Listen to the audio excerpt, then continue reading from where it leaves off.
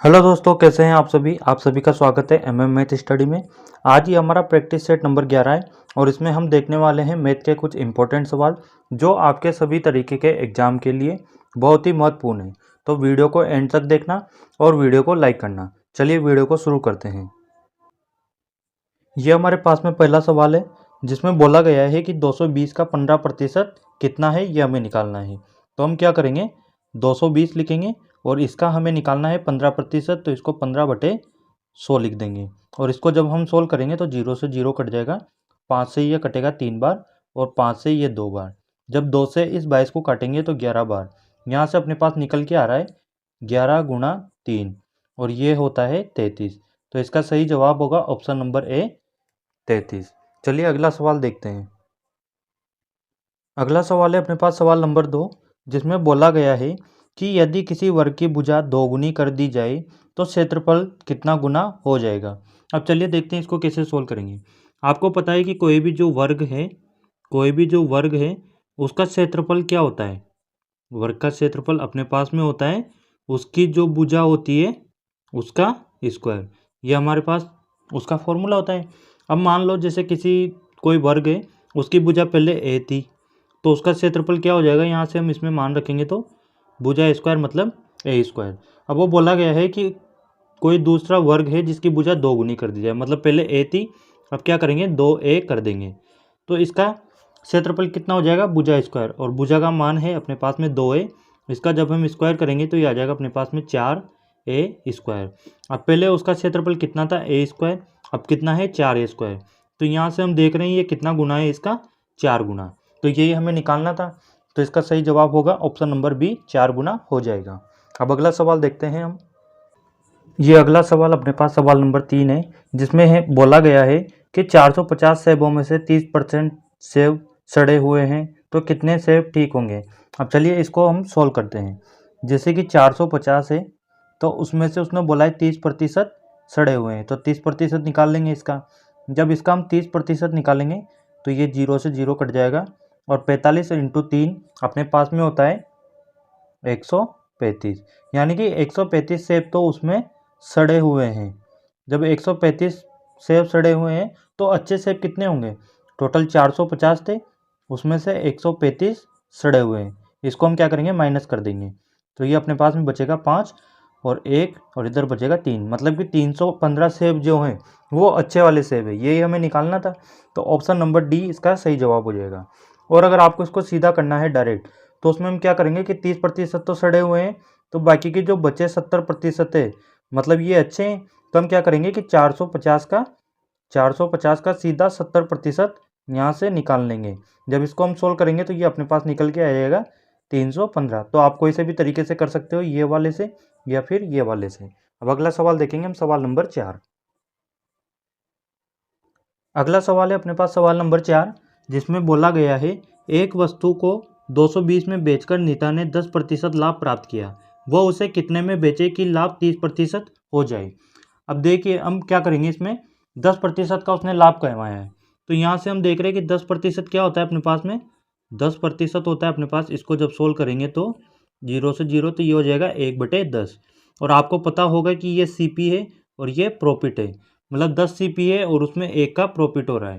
तो सीपी में प्रॉफिट जोड़ते हैं अपन, मतलब क्रय मूल्य में उसका लाभ जोड़ते हैं, तो अपने पास क्या निकल के आता है, एसपी। एसपी मतलब उसका विक्रय मूल्य। तो यहाँ से 11 निकल के आ जाएगा उसका सेलिंग प्राइस, क्रय मूल्य। अब ये 11 किसके बराबर है, ये 220 रुपये में बेचा था उसने, और ये 11 अपने पास रेशो में है 11 एसपी, तो ये 11 उसके बराबर है अपने किसके, 220 रुपये के। यहाँ से 1 का मान निकालेंगे तो अपने पास कितना निकल के आ रहा है, 20। और हम क्या करेंगे, 10 का मान निकालेंगे तो अपने पास उसका क्रय मूल्य आ जाएगा। 1 का मान 20 है, 10 का मान यहाँ से जब हम निकालेंगे तो अपने पास निकल के आ जाएगा 200। यह उसका क्रय मूल्य निकल के आ गया, उसका सीपी निकल के आ गया। अब उसने बोला है कि वो उसे कितने में बेचे कि 30% लाभ हो जाए। 200 उसका क्रय मूल्य है, ये 200 उसका क्रय मूल्य। हमें क्या करना है, इसको 30% लाभ पे बेचना है, तो इसका 130% हम निकाल लेंगे। 2 जीरो से 2 जीरो चली जाएगी, जब इसको सोल्व करेंगे तो अपने पास निकल के आ जाएगा 260 रुपये। और ये हमें निकालना था कि उसका उसका विक्रय मूल्य कितना होगा 30% लाभ पे बेचने के बाद, तो 260 रुपये होंगे, मतलब ऑप्शन नंबर सी। अगला सवाल देखते हैं। अब अगला सवाल यह हमें दिया गया है कि कोई धनराशि सरल ब्याज पर 20 वर्षों में दोगुनी हो जाती है, तो कितने वर्ष में वो 4 गुनी हो जाएगी।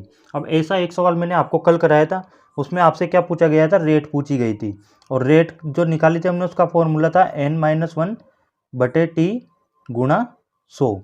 ये कल वाला जो सवाल था उसके लिए फॉर्मूला था। आज ये सवाल थोड़ा सा अलग है, तो इसके लिए अलग फॉर्मूला है। अब इसके लिए क्या फॉर्मूला है वो हम देखते हैं।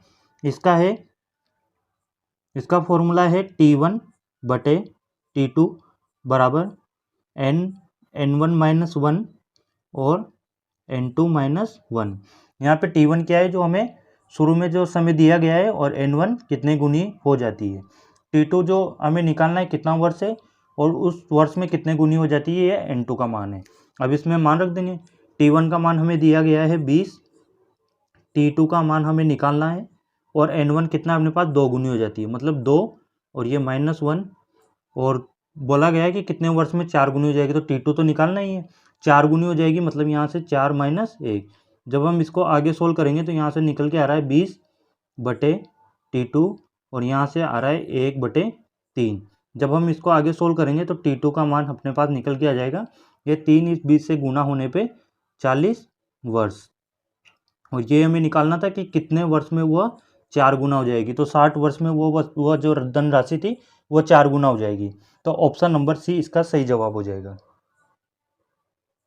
अगला अपने पास सवाल है, 200 तक कितनी संख्याएं ऐसी है जो 2 और 3 दोनों से विभाज्य है। तो इसके लिए हम क्या करेंगे, ये 2 और 3 जो दिए गए हैं इनका हम एलसीएम ले लेंगे, और इनका एलसीएम अपने पास कितना हो जाएगा 6, ये इनका एलसीएम आ गया।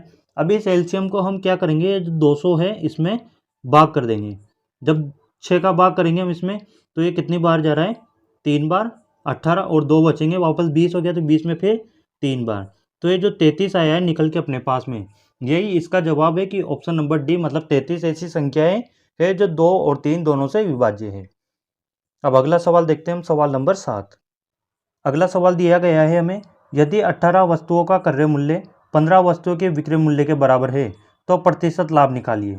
अब जैसा उसने बोला है वैसा हम लिखते हैं कि 18 वस्तुओं का क्रय मूल्य, तो इसको हम CP से लिखते हैं, ये बराबर है किसके, 15 वस्तुओं के विक्रय मूल्य के। तो यहाँ से इन 15 वस्तुओं को, इनके जो विक्रय मूल्य है इसको बराबर कर देंगे। जब यहाँ से हम सोल्व करेंगे CP और SP का रेशो निकालेंगे, CP/SP, ये SP को हम उधर बटा में ले गए, और इधर 15 और 18 इधर बटे में आ जाएगा। जब इसको हम 3 से काटेंगे 5 बार, और 3 से इसको 6 बार, तो CP और SP का रेशो अपने पास कितना निकल के आ रहा है, 5/6, और हमें प्रतिशत लाभ निकालना है। तो हम देख रहे हैं यहाँ पे SP जो है CP से ज़्यादा है, कितना ज़्यादा है 1, और नीचे आता है अपने पास में CP यानी कि कॉस्ट प्राइस जो कि 5 है अपने पास में, और इसको 100 से गुणा करेंगे तो इसका प्रतिशत निकल के आ जाएगा। जब इसको यहाँ से काटेंगे 100 को, तो यह कटेगा 20 बार, और ये हमें निकालना था कि उसका प्रतिशत लाभ कितना हो रहा है यहाँ पे 20%, तो ऑप्शन नंबर ए इसका सही जवाब हो जाएगा। अब अगला सवाल देखते हैं हम, सवाल नंबर 8। यह अपने पास में 8वां सवाल दिया गया है कि प्रथम 8 प्राकृतिक संख्याओं का औसत क्या होगा। अब पहले तो हम देखते हैं कि पहली जो 8 प्राकृतिक संख्या है वो कौन कौन सी है। 1 है, 2 है, 3, 4, 5, 6, 7 और 8। अब औसत निकालने के लिए हम क्या करते हैं, इन संख्याओं का योग करते हैं। तो हम क्या करेंगे, इनका प्लस कर देंगे, यहाँ से हम इन सभी का प्लस करके इनको ऐड कर लेंगे। जब हम इनको ऐड करेंगे उसमें हम क्या करते हैं, जितनी टोटल ये संख्या होती है उसका हम उसमें भाग दे देते हैं। तो ये कितनी संख्या है, 8 है, तो 8 का भाग दे देंगे, औसत निकल के आ जाएगा। अब हम इनको क्या करते हैं, ऐड करते हैं। 1 और 2 3, 3 और 3 6, 6 और 4 10 और 5 15, 6 21, 21 और 7 हो जाएगा अपने पास में 28, 28 और 8 हो गया 36, ये 36, और इसमें भाग करेंगे 8 का, तो यहाँ से कितना निकल के आ रहा है अपने पास में, 4 से इसको काट देंगे 9 बार, 4 से इसको काटेंगे 2 बार, 9/2 हो जाता है अपने पास में 4.5, मतलब 4 सही 1/2, इसका सही आंसर हो जाएगा। ऑप्शन नंबर बी अपने पास में इसका सही जवाब होगा। अब अगला सवाल देखते हैं हम। यह अपने पास में अगला सवाल है, किसी वस्तु पर क्रमागत बट्टा 20% तथा 30% हो तो उसका समतुल्य बट्टा क्या होगा। अब यह क्रमागत बट्टा जो वाला सवाल है इसका अपने पास फॉर्मूला होता है, जब भी हमें ये निकालना हो इनका, तो ये होता है अपने पास में a plus B minus a गुणा b और बटे 100। यहाँ पे a क्या है, जो पहली प्रतिशत है, और b क्या है, जो दूसरी प्रतिशत दी गई है। अब इसका मान रख देंगे, यहाँ से हो जाएगा 20 और प्लस यहाँ पे 30 का मान रख देंगे, माइनस a की जगह हम क्या रखेंगे 20 और b की जगह 30 रख देंगे और डिवाइड कर देंगे इसको 100 से। इस 100 को हम क्या करेंगे, इन दोनों जीरो से काट देंगे। ये हो गया अपने पास में 20 और 30 50 और माइनस 3 दूनी 6। ये इसमें से जब माइनस होगा तो अपने पास कितना निकल के आ रहा है, 44%। यही अपना सही जवाब होगा, ऑप्शन नंबर सी। अगला और लास्ट सवाल देखते हैं। ये अपने पास में लास्ट सवाल है, सवाल नंबर 10, जिसमें बोला गया है कि 171 मीटर लंबी एक रेलगाड़ी 45 किलोमीटर प्रति घंटे की गति से चलते हुए 229 मीटर लंबे एक पुल को कितने समय में पार कर लेगी। तो इसमें एक चीज़ समझिए कि जैसे कि ये कोई प्लेटफॉर्म है, ये प्लेटफॉर्म है जिसकी लंबाई हमें दी गई है 229 मीटर, और ये कोई रेलगाड़ी है जिसकी लंबाई हमें दी गई है 171 मीटर। तो इसमें हम क्या करते हैं, जब ट्रेन का ये वाला जो इंजन होता है ना, ये प्लेटफॉर्म पे यहाँ पे पहुँचता है, यहीं से इसकी दूरी काउंट हो जाती है। और जब तक ये प्लेटफॉर्म का जो लास्ट वाला जो पॉइंट है ये, और ये ट्रेन का जो लास्ट वाला पॉइंट है, ये जब तक इसको क्रॉस नहीं कर जाए तो टोटल डिस्टेंस काउंट होती है। तो उसमें क्या है, प्लेटफॉर्म की डिस्टेंस और इस ट्रेन की डिस्टेंस, इन दोनों की दूरी काउंट होती है, टोटल दूरी के बराबर होती है। अब अपने पास में दूरी का फॉर्मूला आता है डिस्टेंस बराबर स्पीड गुना टाइम। इसमें हम मान रख देंगे, डिस्टेंस हमें दी गई है दूरी, तो हमें दोनों की दूरी लेनी पड़ेगी, मतलब 171 और प्लस 229 दोनों लेनी पड़ेगी हमें, बराबर।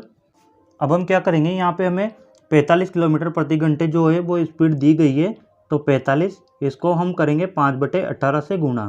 5/18 से क्यों करेंगे, क्योंकि इसको मीटर पर सेकंड में चेंज करना है हमें, क्योंकि दूरी हमें मीटर में और जो समय है वो सेकंड में दिया गया है। जब इसको आगे सोल्व कर लेंगे तो ये 9 से कट रहा है 2 बार और 9 से कटेगा 5 बार, तो ये अपने पास में आ जाएगा कितना, 25/2 और गुणा अपने पास में समय निकालना है t।